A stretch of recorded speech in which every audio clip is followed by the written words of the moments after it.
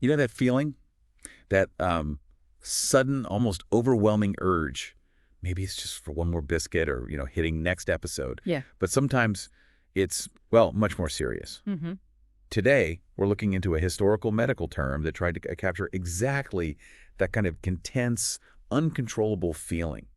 Dipsomania. Yeah, exactly. And, it might sound like just some dusty old word from a textbook. Right. But the way people understood dipsomania back then, it actually had a pretty big impact on how we eventually started to think about and treat severe alcohol problems, even today. Absolutely. We've looked into some really interesting sources that trace the history of this term, the thinking behind it. It's not just about, a forgotten diagnosis. No, not all. It's more about how societies have struggled with these really profound issues around alcohol.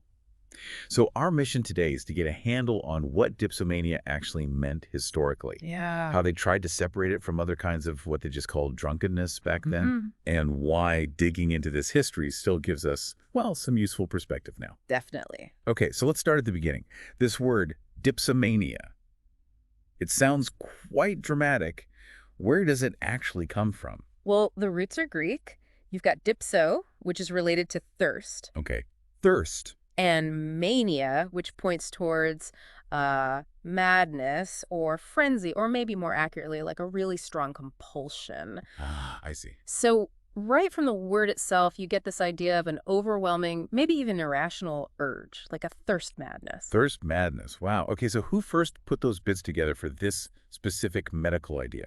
That was back in 1819, a German physician, Christoph Wilhelm Hufeland. Opheland, right. He used dipsomania basically to translate a German term, Trunksucht, which literally means something like drinking sickness or drinking addiction. Oh. And he did this in a book by another physician, C. von Brühl-Kramer. He was actually German-Russian. And Brühl-Kramer's work, it sounded like that was pretty important in its own right. Oh, definitely. Yeah. Brühl-Kramer didn't just, slap a label on it. He actually developed a whole system for classifying dipsomania. Really? Like what? Well, he talked about different forms, continuous, remittent, intermittent, periodic, even mixed types. And he also explored what he thought were the causes and potential treatments, all based on the science of his time, of course. Right. Which would have been? A lot of it involved ideas about, like, body chemistry and something they called excitability.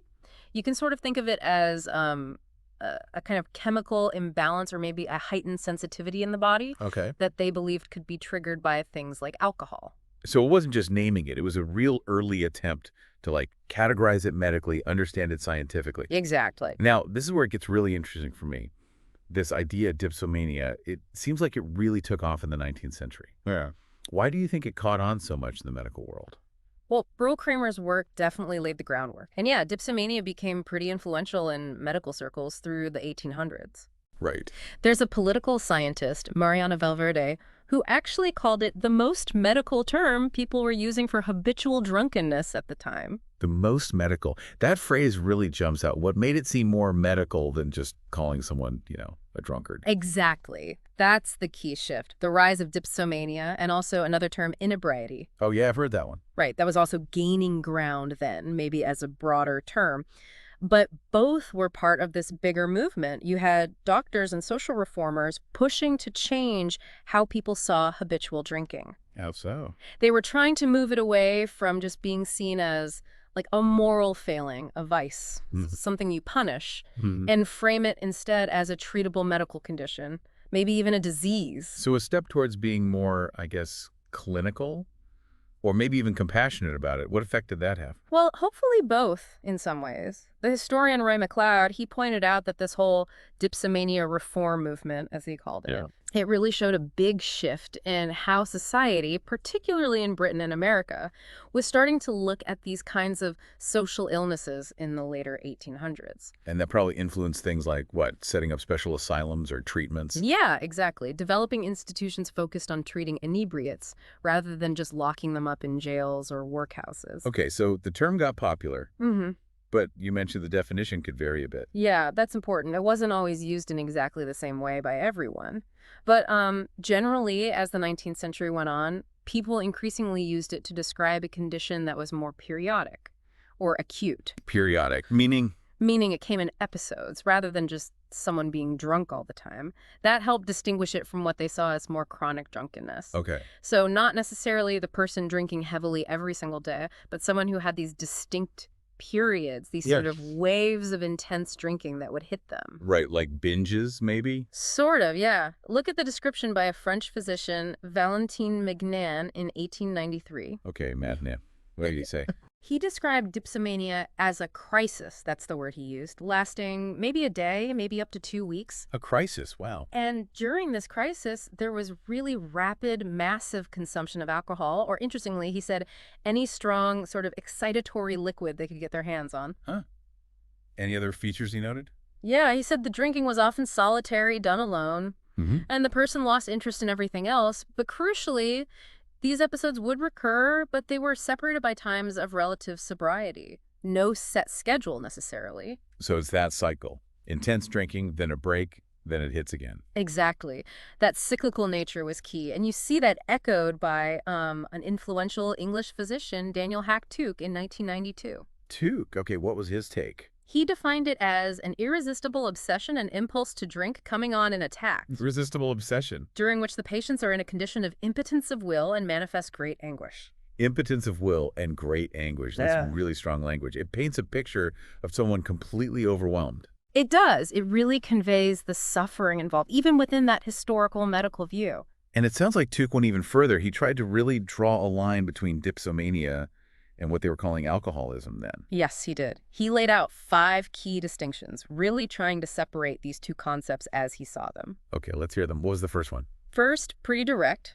He argued an alcoholic drinks because they like alcohol, they enjoy the effects, but a dipsomaniac. He said they were essentially insane before he commences to drink. Whoa. Insane before. So suggesting a pre-existing condition. Exactly, not just a taste for liquor. Which leads to his second point. Which was? Tuke believed alcoholism was caused by alcohol itself. But dipsomania, he thought that stemmed from a defective mental condition. Right. In his view, alcohol was more like a trigger, a secondary factor. He even suggested other poisons, as he put it, could potentially set off a similar kind of syndrome. That's fascinating. So the substance itself wasn't the root cause for dipsomania in his mind. What else? What were the other distinctions? Third was the pattern. Dipsomania happens in these paroxysmal attacks, sudden, intense episodes. Okay. With no craving in between. Whereas alcoholism, he thought, didn't have such a defined course. Right. More steady, maybe? Perhaps. Fourth distinction, he argued a dipsomaniac is trying to satisfy a pathological and imperious want. That's his phrase. Pathological and imperious want. Yeah. And they might even drink against his will, not necessarily enjoying it. While an alcoholic, in Tuke's view, was just obeying a vice, a moral lapse. So for the dipsomaniac, it's a compulsion overriding their own desire. That seems to be the idea he was getting at. And his fifth point was about awareness. Okay. Tuke suggested a dipsomaniac is conscious of their condition and ashamed during their sober periods, whereas an alcoholic might be unaware or just indifferent. And finally, he wrapped it up by saying dipsomania was a consistent syndrome, you could recognize it. Alcoholism, he thought, could show up in lots of different ways, more varied symptoms. Wow. These distinctions really show how hard they were trying to make sense of different patterns of drinking back then. It's quite something to see them wrestling with ideas that, we now understand with more modern, maybe more nuanced medical views. Absolutely. But it sounds like the term dipsomania itself, it didn't stick around forever in common use. No, that's right. Over time, it definitely faded. Newer ideas, newer terms came along related to both chronic and acute problem drinking. Right. And eventually, we got to the more comprehensive term we use now, alcohol use disorder, which sort of encompasses a wider spectrum. It hasn't completely vanished, right? You mentioned something about that. Yeah, interestingly, no. The term is actually still listed in the World Health Organization's ICD-10 classification. Count, really? Yep. It's listed as an alternative description for alcohol dependence syndrome, specifically the pattern of episodic use. That's under Clause F10.26. Huh. So the core idea, these periodic intense episodes, it still has a kind of echo in our modern diagnostic systems. It does.